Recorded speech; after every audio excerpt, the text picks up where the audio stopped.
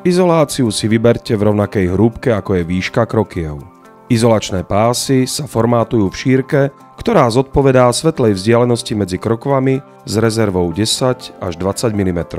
Nožom na minerálnu izoláciu veďte rez kolmo k rovine izolácie.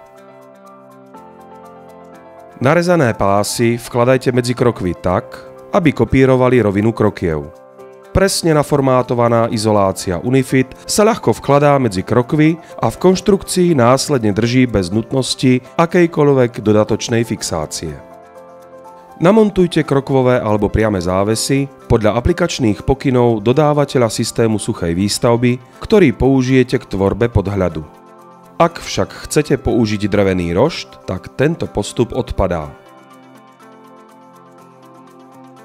Namontujte konštrukciu nosného roštu pre podhľad. Rošt zároveň vymedzuje priestor pre vloženie druhej vrstvy tepelnej izolácie.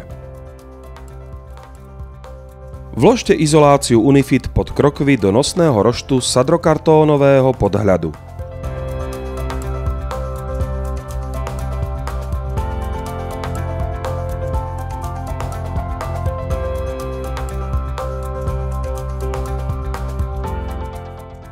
Na nosný rošt aplikujte parozábranovú fóliu LDS 100 alebo parobrzdu LDS 2 Silk.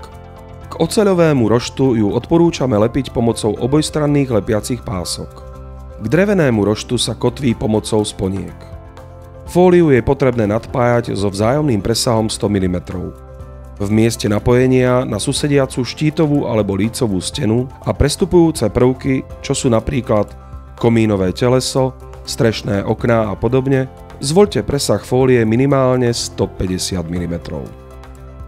Napojenia fólií je potrebné vzduchotesne zlepiť pomocou pásky LDS Solifit alebo LDS Soliplan. Spoje s omietnutými stenami je potrebné zrealizovať pomocou tmelu LDS Solimur.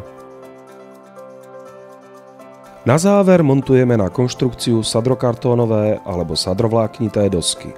Vysoko účinná parozábrana LDS 100 zamedzí vzniku netesností v mieste prieniku skrutiek. U dreveného obkladu je nutné zdvojiť rošt, aby početné skrutky alebo klince nedegradovali účinnosť parozábrany.